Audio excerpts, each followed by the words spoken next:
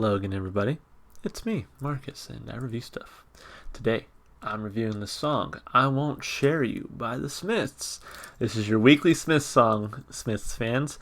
I get so many Smiths requests that I literally just do one song by them a week. And I probably will until I go through their whole discography. At which point, we'll probably just start doing a Morrissey song every week. So, no shortage of Smiths content here. Thank you so much for everybody who's requested this song. By now, you know I have a long, and by long I mean like 5 weeks old history with the Smiths. Actually, it's probably longer than that, like a couple months, maybe 3 months or so. Was the first time I did a Smiths reaction, I think. But anyway, I've come to really appreciate a lot of their music, especially in the lyricism. So really hoping for some good work from this one. And without further ado, let's listen. Smiths, I Won't Share You. Let's go. Oh yeah, and feel free to send me more requests in the comments. All right, here we go. I won't share you. I won't share you with the drive and ambition, the zeal I feel. This is my time. The notes I wrote as she read, she said, has the Perrier gone straight to my head? Or is life sick and cruel instead? Yes, no, no, no, no, no, no, no, no, no, no, no, no. I won't share you, no. I won't share you with the drive and the dreams inside. This is my time. Life tends to come and go. That's okay as long as you know.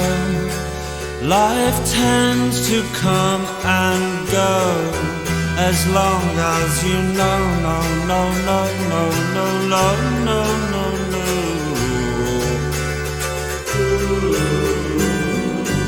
I won't share you. I won't share you with the drive and the dreams inside. This is my time.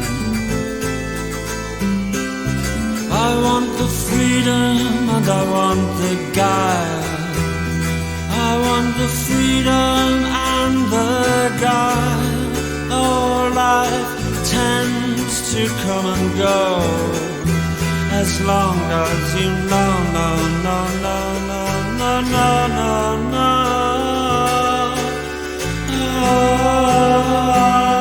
I won't share you, I won't share you. I'll see you somewhere, I'll see you sometime.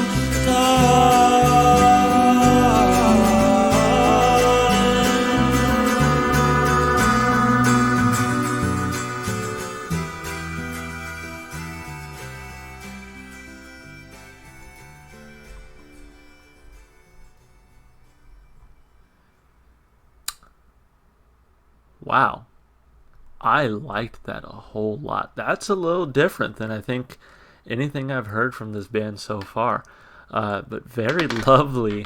I have a lot of thoughts about what this song could be about, and I can't wait to talk about it. Like I always say, the Smiths, their lyricism is really something that stands out to me in a lot of their songs, and huge credit to Morrissey for that. But this one gave me goosebumps. I feel it. Like, it was just a beautiful song. Morrissey's singing was absolutely gorgeous. The guitar, of course, being played by my new favorite guitarist, Johnny Marr. Dude did an amazing job here, just really setting the tone. And then actually Andy Rourke on bass. The groove from the bass was really nice in this one too. Overall, just a well put together song. beautiful, very enjoyable, and from a lyrical standpoint, like I said, I have a few ideas on what it could be about. I want to see what you guys think. So let's break it down like we always do. Let's of course start with the lyrics. A little bit of information here. It says, on I Won't Share You, Morrissey lets his inner egoist show, shamelessly breaking up with his lover, whom he sees as a burden. The lover can be interpreted as Smith's guitarist Johnny Marr. It is the final song on the final Smiths LP. I'm curious, what else has Marr done? Obviously I know him from the Smiths, but, I guess if this was their last album in, 1987, what did he eventually go on to do? Did he continue with music? Somebody give me a Johnny Marr project that's not the Smiths. I would love to see what else this man has done. And yeah, I'm looking at it here. This one comes off of Strange Ways, Here We Come, 1987. I Won't Share You, the very last song. Have I heard any other songs from this LP so far? I don't think I have, actually. I do recognize a few of the requests, though. Like, people have been requesting Last Night I Dreamt That Somebody Loved Me. I think someone has requested Death of a Disco Dancer. So yeah, we'll get to this LP, but this is the first one we've heard off of it. Okay, cool. I liked it a whole lot. All right, let's talk about the lyrics. I won't share you, no, I won't share you. With the drive and ambition, the zeal I feel, this is my time. The note I wrote as she read, she said, has the Perrier gone straight to my head, or is life sick and cruel instead? Yes. No, no, no, no, no, no, no, no, no, no, no, no. Oh. So here's how I interpreted this song, just between the chorus and the first verse. I interpreted the song as the I won't share you, the you being fame, the limelight, the spotlight in this case. Because when I read it, I'm like, this sounds to me like a person who doesn't want to share the recognition, if that makes sense. I won't share you, no, I won't share you. And this is the part that really gets me right here. With the drive and ambition, the zeal I feel, this is my time. So I really read it as like someone saying, like, it's not about you anymore. This is my time, It's time for me to shine and get mine, And then the first verse really solidifies that for me in a sense. The note I wrote as she read, she said, has the Perrier gone straight to my head? Isn't Perrier just like a sparkling water? I'm a poor boy at heart. I'm on a teacher salary, so here in America that's not a whole lot. But before that, I'm a poor boy. We don't drink Perrier in my house, I'll tell you that much. We drink tap water, so can't afford Perrier. Nor am I going to go spend money on like sparkling water. Disgusting. People who drink Perrier, to people like me, have always come off as like super pretentious, and so that's how I read this line. Has the Perrier gone straight to my head? I picture someone who is living the high life, who is sort of disconnected from, I guess, like the poor people like me. So to me, I read that as like, has the fame gotten to my head? Has my success gotten to my head? Or is life sick and cruel instead? So, I can see how this is just a song about a breakup and someone wanting to be free and just live their own life, which, again, I think it can be read that way entirely, sure. I could see it as a breakup between Morrissey and Johnny Marr, and Morrissey goes on to do his own thing. I could easily see it as that.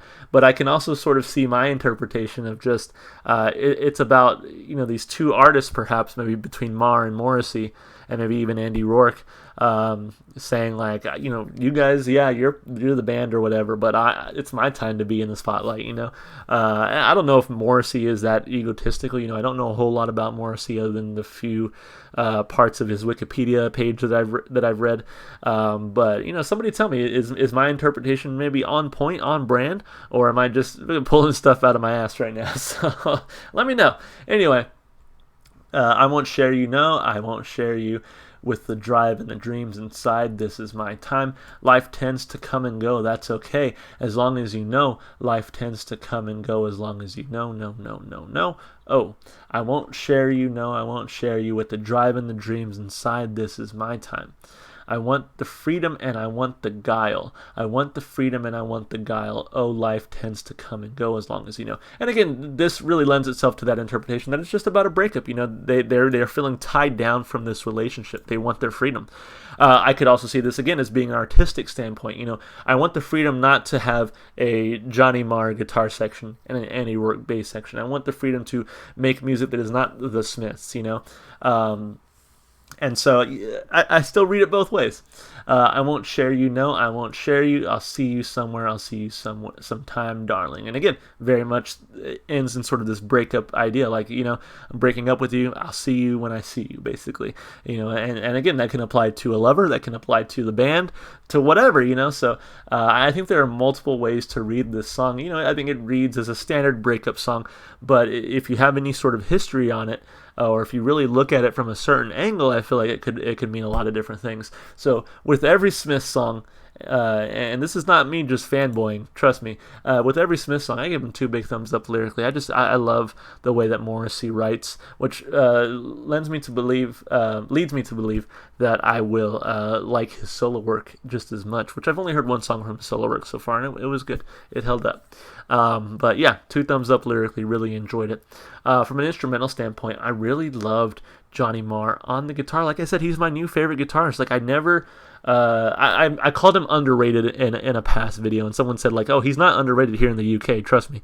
So I guess for me, he's underrated because I had never listened to the Smiths before my channel, and when people talk about their favorite guitarists or their most influential or you know whatever, no one ever mentions Johnny Marr, at least not in the circles that I've read or that I run in or whatever, you know.